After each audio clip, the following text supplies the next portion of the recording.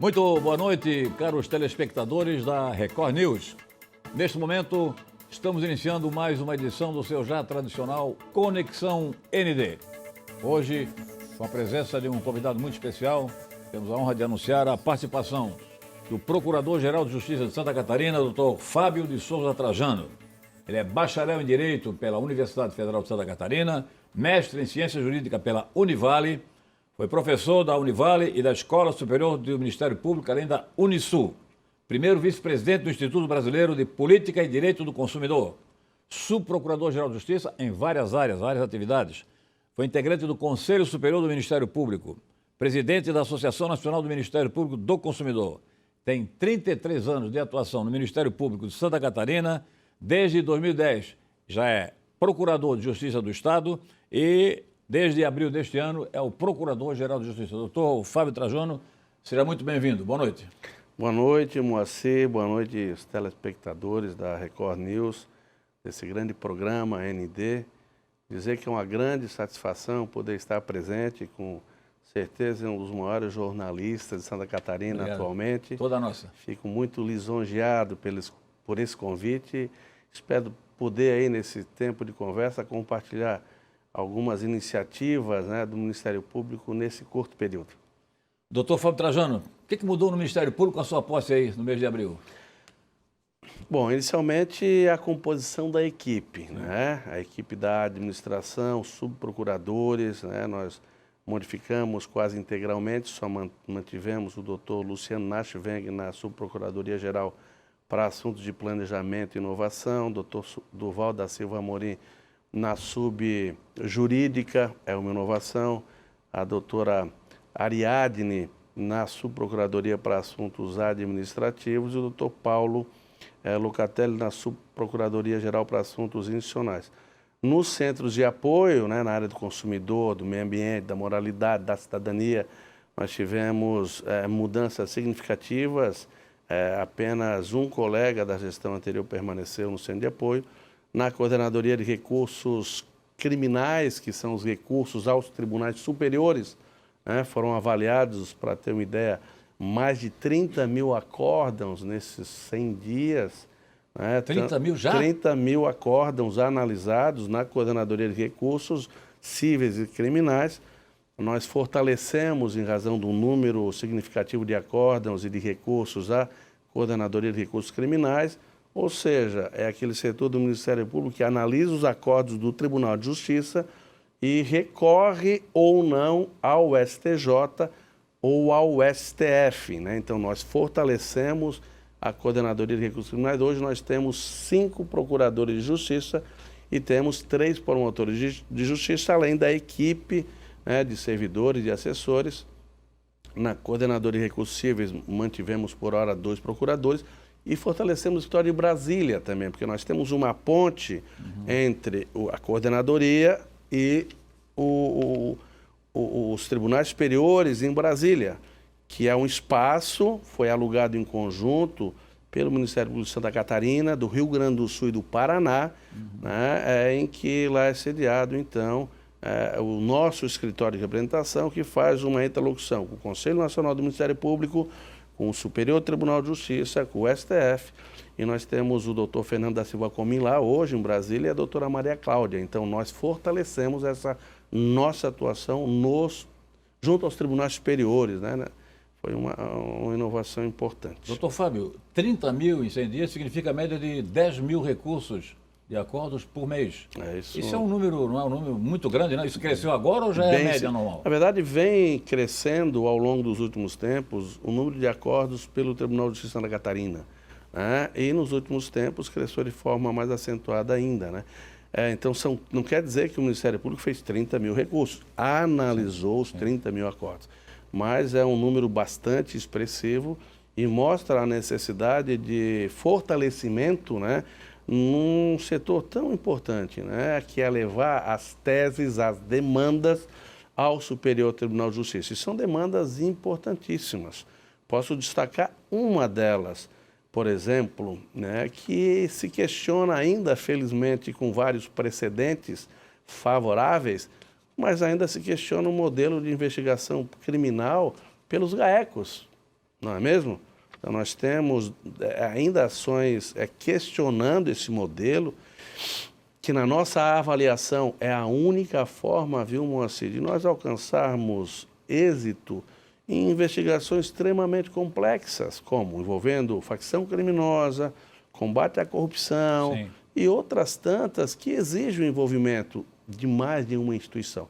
Quem está questionando a constitucionalidade do GAECO? Nós temos algumas ações movidas, se não me falha a memória, pela Associação de Delegados Nacionais, mas nós temos vários precedentes já favoráveis, então acreditamos que esse modelo deve ser mantido, conforme os outros precedentes, e no sentido de que, quando você reúne no mesmo ambiente Polícia Civil, um delegado e agentes, Polícia Militar, Polícia Rodoviária Federal, a Polícia Penal, Corpo de Bombeiro, a Secretaria da Fazenda, é uma força multidisciplinar que só assim nós podemos dar vazão e buscar, encontrar provas dessas investigações extremamente complexas. Felizmente, esse modelo aqui no estado de Santa Catarina já vem de longa data, então nós temos que aqui prestar o nosso agradecimento a todos os governadores, a todos os chefes dessas instituições que estiveram mantendo esse modelo até agora, e dizer que nesse governo não é diferente. Então, estamos muito convictos que esse modelo é um modelo ideal. Tanto é que o Ministério Público Federal, Moacir, me perdoe, está montando o seu GAECO. Agora? Agora. E já veio 2 vezes aqui conhecer o nosso modelo e se manifestando, porque o modelo de Santa Catarina é considerado um dos melhores modelos do país. Quer dizer, Brasília está interessado? O Ministério Público Federal está montando um GAECO em todos os estados, O Ministério Público Federal veio conhecer o modelo do GAECO de Santa Catarina para implantar, como uma referência no Ministério Público Federal. Então, nós temos que aqui fortalecer forças-tarefas. É isso, Todos nós somos instituições públicas, servidores públicos, e a sociedade não interessa se é A, B, C ou D. Interessa a entrega, o resultado. Essa contestação é do GAECO Santa Catarina ou é uma contestação nacional? São várias ações, mas nós temos que ficar atentos, vigilantes, que são várias questões importantes. Em Brasília, ele tem repercussão em todo o Brasil, e Santa Catarina também é uma referência a nível de Ministérios Públicos do Estado, nos nossos questionamentos, nos nossos recursos extraordinários, nosso recurso especial. Uma conquista que talvez a população não saiba a importância. Não faz muito tempo que o Ministério Público Estadual tem voz no STJ, tem voz no STF. Anteriormente, o Ministério Público Estadual não podia se manifestar no STJ ou no STF, a não ser a interposição do recurso. Hoje, independente do recurso ser interposto pelo Ministério Público, vamos imaginar um habeas corpus movido pela defesa. O Ministério Público de Santa Catarina se manifesta em todos os habeas corpus, movido, porque ele dá o outro lado. O Ministério Público brasileiro pode fazer sustentação oral, pode entregar memorial, pode se habilitar como amigo da corte. Então, nós temos como instituição nacional abraçar cada vez mais essa nova atribuição, já de alguns anos, mas nós podemos fortalecer. Nós temos um representante do Ministério Público Federal que se manifesta, mas o Ministério Público Estadual também pode se manifestar. Doutor, eu tenho informação de que o número de habeas corpus que chega no STJ é uma coisa assim avassaladora. E com a participação do Ministério Público Estadual intervindo no caso dos habeas corpus Santa Catarina, isso tem prevalecido o espírito de justiça no sentido de que conceda neste caso ou não conceda no outro, ou não muda? Na verdade, é um contraponto que se faz, Porque quando se ingressa com a HC, só tem a visão da defesa. O Ministério Público fala depois da apreciação da liminar e, eventualmente, o Ministério Público Federal. Então, apesar do Ministério Público Estadual não ser intimado para se manifestar, nós temos uma atuação proativa, nós ficamos cuidando, né? Ó, entrou um HC relacionado a uma ação importante. Né? Vamos nos manifestar, não quer dizer todo o HC, sim. Mas aqueles que nós destacamos como importante. Né? Então, no sentido de conceder ou de não conceder, claro. De conceder ou não conceder. A nossa principal função é promover justiça. Né? Então, nós não temos compromisso com condenação, com manutenção de prisão. Claro que, no mais das vezes, né, a posição nossa tem sido para defender a decisão judicial, né, para defender, né, a rigidez, né, da instrução, do processo penal, mas a nossa obrigação é a imparcialidade também. Né? Então, é muito comum, eventualmente, no Tribunal do Júri, o promotor de justiça pedir a absolvição ou nem permitir, ou se manifestar para que não vá a júri, ou numa alegação. Enfim, isso faz parte. Nós não temos um compromisso com condenação. Não. Nós temos compromisso com a nossa consciência, seguido, obviamente, pela legislação, né? Obedecendo à legislação. Doutor Fábio de Souza Trajano, recentemente eu tive uma conversa com um desembargador da área criminal do Tribunal de Justiça e ele me informou que dos processos julgados, 80% a 90% envolve tráfico. O senhor que tem esse 30 mil análises de acordos, a maioria é tráfico ou tem diversidade? Não, tem muitos envolvendo o tráfico. Eu não posso te informar agora o percentual de cada um, sim, até porque não é o meu dia a dia, mas tem todos os espectros de crime, né? Hoje nós estamos crescendo também muito, né, jornalista Moacir, em relação a crimes cibernéticos. Não é muito mais fácil ou muito mais seguro tu cometeu um crime contra o patrimônio no meio cibernético, né, entrando na conta, do que interagindo diretamente. Pensando nisso, é que nós também investimos muito no CyberGaeco. E quero dizer... Isso é novidade também? Foi instalado aí na gestão do Dr. Fernando Comi, e nós estamos cada vez mais progredindo, capacitando nossos técnicos, investindo em equipamentos, e tem toda a diferença. Né? Então, nós temos resultados fantásticos. Ô, Fábio, você deve estar acompanhando a inteligência artificial, que é uma coisa louca. Sim. E aí facilita a vida da bandidagem claro, no crime cibernético. Claro. Né? Mas em relação ao CyberGaeco, nós somos hoje referência nacional, reconhecido pelo Ministério da Justiça. Nós temos uma interlocução com o governo norte-americano. Nós já deflagramos operações em que Santa Catarina foi o protagonista, envolvendo pedofilia, eventuais atentados em locais públicos, enfim, né? Prendemos várias pessoas já, mais de 10, e somos uma referência nacional. Por quê? O Ministério Público investe, temos Polícia Civil, Polícia Militar, temos Corpo de Bombeiro, temos Polícia Penal, enfim, nós temos uma força-tarefa, e é isso que faz a diferença. Isso faz a diferença. Então, é com muito orgulho que nós falamos dos resultados alcançados tanto pelo GAECO como pelo CyberGaeco, não do Ministério Público, liderado, né, em termos administrativos, mas é uma força envolvendo várias instituições. Doutor Fábio, quais são exatamente os objetivos da sua gestão, assim, em linhas gerais? Em linhas gerais, o meu discurso de posse enalteceu muito a harmonia entre as instituições, a solidariedade, que é um dos princípios constitucionais, né? A construção de uma sociedade livre, justa e solidária. Então, o Ministério Público sempre foi parceiro das instituições.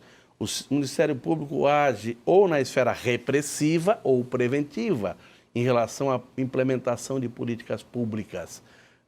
Então, o que nós queremos é nos aproximar cada vez mais dos poderes executivos, legislativos, das entidades não governamentais.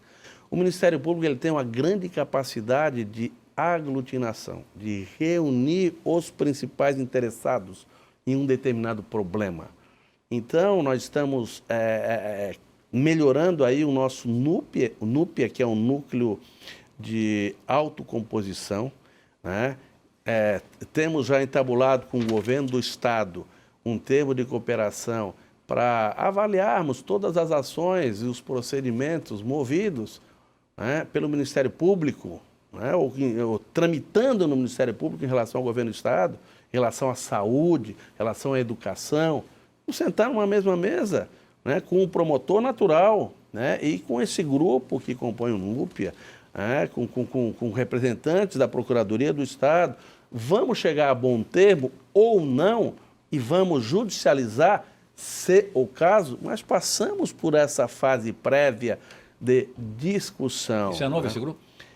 Esse grupo nós já entabulamos aí informalmente com o governador, com o doutor Márcio Vicari, já há a aquiescência da formulação desse termo de cooperação técnica para que nós possamos sentar com o governo do Estado e avaliarmos todas as ações envolvendo o promotor natural, o promotor lá de Xanxerê, o promotor lá de Xaxim, as ações movidas ou inquéritos contra o Estado. Qual é o nome, doutor? É um termo de cooperação, NUPIA. A NUPIA. NUPIA, vem ser o quê?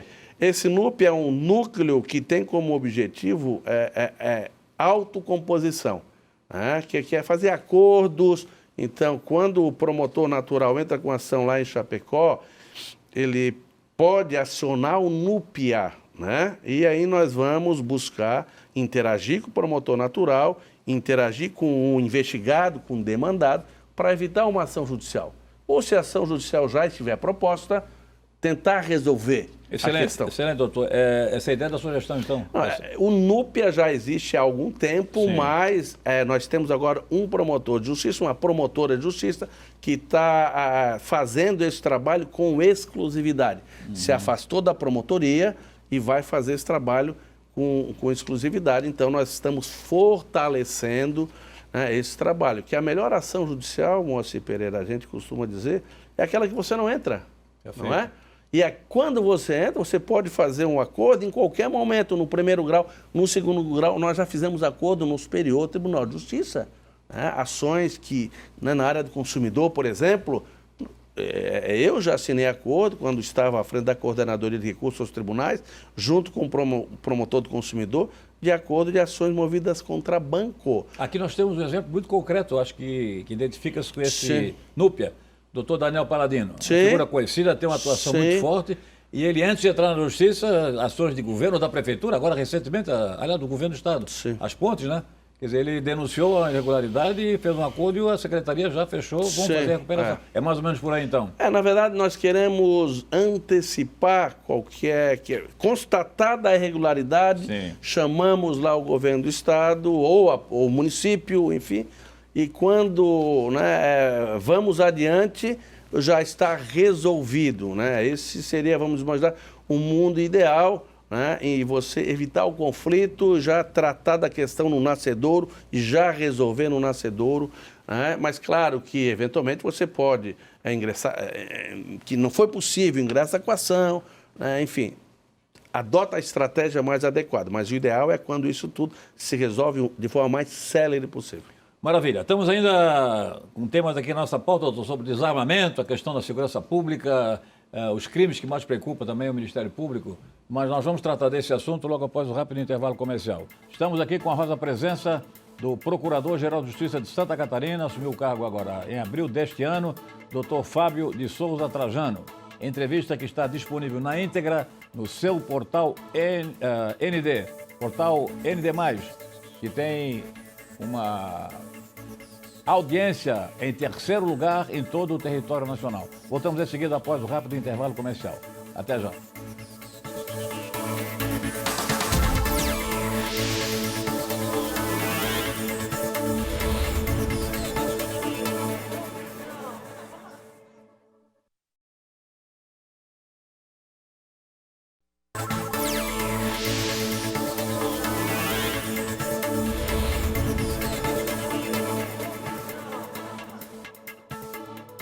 Estamos apresentando pela Record News o seu Conexão ND. Hoje com a honrosa presença do Procurador-Geral de Justiça de Santa Catarina, recentemente empossado, depois de uma votação extraordinária entre os integrantes do Ministério Público, o doutor Fábio de Souza Trajano. Doutor Fábio, a sua opinião pessoal sobre desarmamento. Está um debate grande no Brasil até hoje a respeito dessa matéria. Eu tenho preocupação em armar a população de forma generalizada, né? E muitas vezes sem que quem tem a arma tenha a qualificação necessária, a qualificação adequada. Preocupação também no cuidado, né, do zelo dessas armas para acabar não parando, né, com os marginais. Então, me parece que é importante, sim, né, em situações específicas, que o cidadão tem uma arma para se defender, mas a generalização, ela deve, na minha modesta avaliação, ela é um pouco preocupante, né? Essa é a minha avaliação. Mas desarmamento geral da população, quer dizer, então defende o armamento, o direito do cidadão consciente, regulamentado. Responsável, sim, perfeito. Com acompanhamento, perfeito, né? O cidadão perfeito. sabe usar arma, não sabe usar arma. Perfeito. Então não dá para entregar a arma para o cidadão e esquecer. Então é nesse sentido que eu me refiro. Surgiram novas formas de furto aí que estão tornando assim muito frequentes, né? Como tipo furto de produtos de cobre, monumentos até sendo roubados, e fio então é um escândalo. Agora mesmo o contorno de Florianópolis, da BR-101, eles estão com um grave problema que já estão instalando o sistema de câmeras e já estão roubando os fios. E aí, doutor Fábio, alguma sugestão, alguma proposta para essa atuação? A polícia está falhando? A proposta é aquele que todo cidadão sabe, né?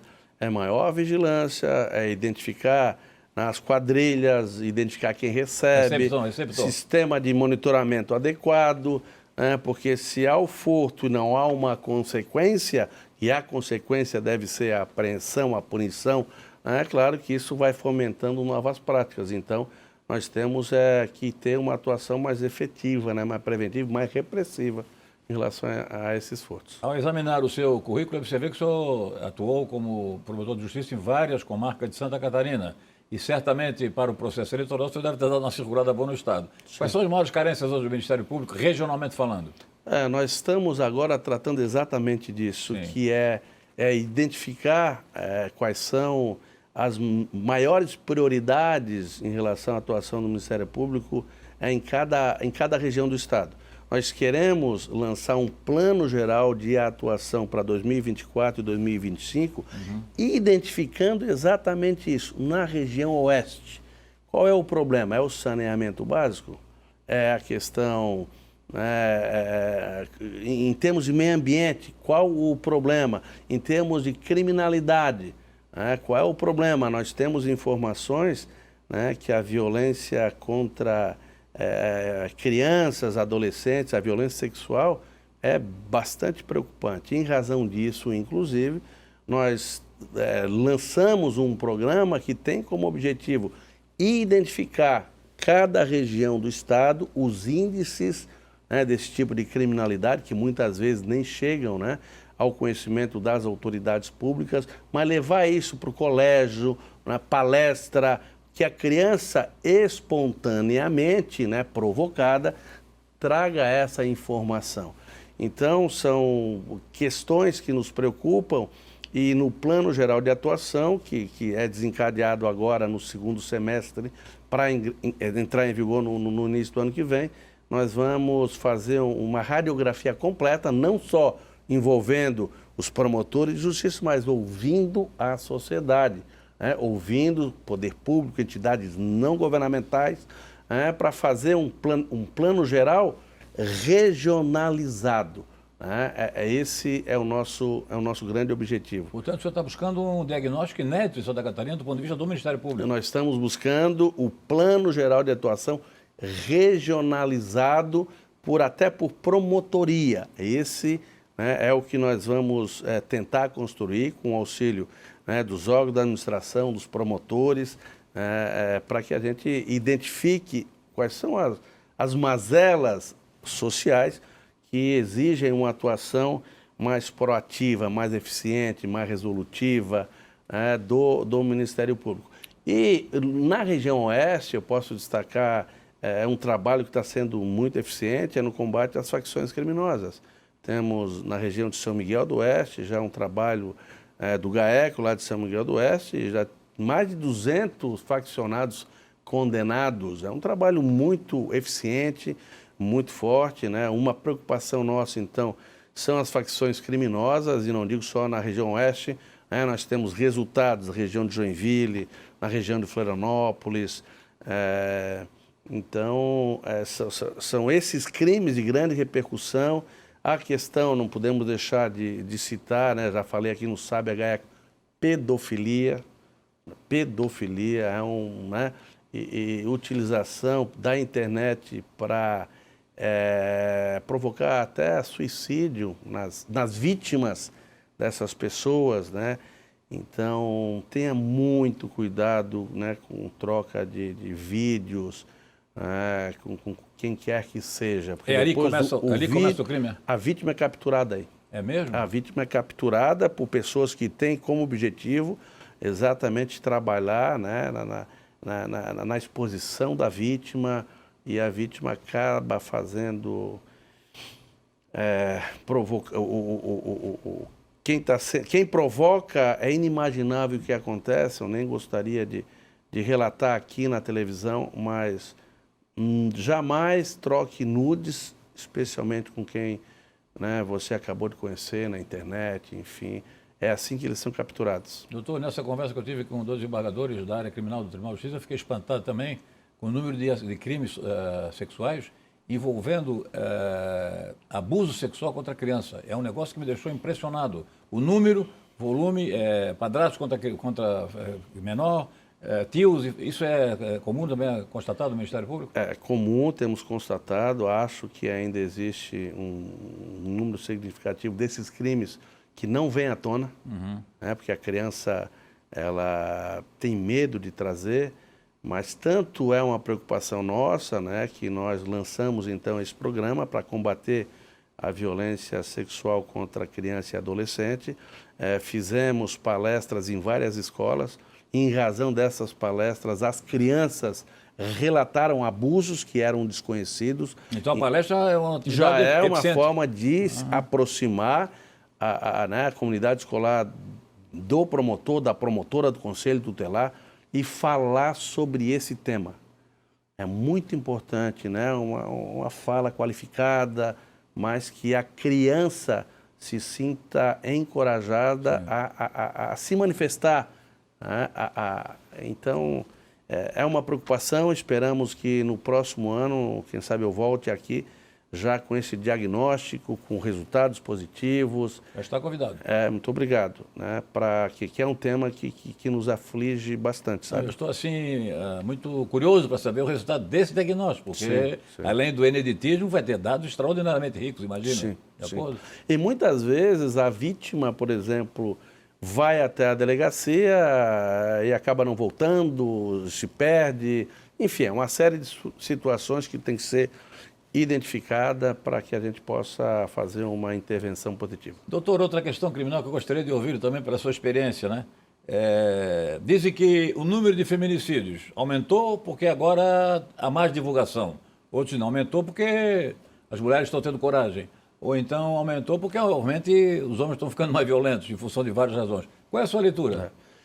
Eu acho que hoje a mulher tem muito mais condições de levar essas denúncias adiante, né? Há uma informação, há várias campanhas, né, que encorajam as mulheres. Quem sabe, antigamente, ou algum tempo atrás, a mulher era muito mais passiva, a mulher tinha mais dificuldade, era mais dependente.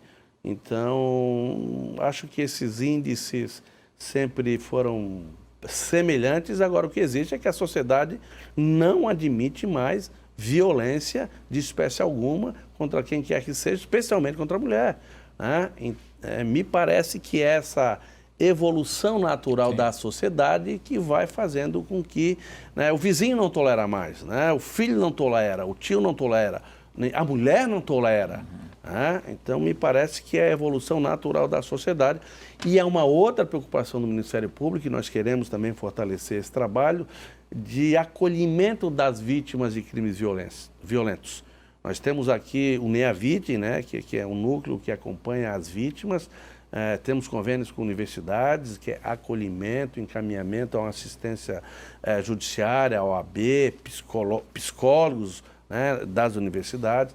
Então, é outro ramo, é outro tema que nós queremos melhorar em todo o estado de Santa Catarina. Hoje nós temos uma atuação muito forte aqui na região da Grande Florianópolis, que o doutor Jadel da Silva há muito tempo trabalha com o tema, e nós queremos então espalhar essa expertise e essa sensibilidade, né? Os promotores no interior já fazem, mas nós queremos oficializar e melhorar, né? Para fazer com que as pessoas efetivamente saibam a quem recorrer e tenham uma resposta, né, efetiva do Ministério Público no acolhimento. Não é só o autor da infração penal e a vítima, o que nós podemos fazer. Doutor, uma curiosidade, o senhor sabe que a expectativa de vida no Brasil, graças a Deus, cada vez aumenta mais. Pessoas comemorando 100 anos, está ficando rotina aqui na nossa vida. Mas isso traz um problema também, o idoso, o problema do idoso, as doenças do idoso, a imobilidade dos idosos. O Ministério Público tem alguma ação nessa área? É uma preocupação constante do Ministério Público, é o atendimento ao idoso, tem essas casas de repouso, sim, em que há um cuidado, né, qual é a qualidade do atendimento ao idoso. Então, a própria, o sistema da saúde pública, ele fica congestionado também, porque vai aumentando o sim, número, né? Então nós temos consultas, nós temos exames, nós temos uma grande fila. E o Ministério Público, preocupado com isso, não só em relação ao idoso, mas os catarinenses de um modo geral, celebrou um convênio com a Universidade Federal de Santa Catarina e com a CAT, né, de inovação aberta. Ou seja, nós damos o problema e esperamos a solução por intermédio de inteligência artificial. O que fazer para diminuir o número de absenteísmo nas consultas e nos exames? Qual o número de leitos de hospitais, UTI, inclusive, adequado para não... Então, existe um contrato inovador, o problema é dado e a solução, então, vai vir, né, dessas instituições. Outra preocupação nossa, utilizar a inteligência artificial para identificar licitações com indícios de irregularidades. Uhum.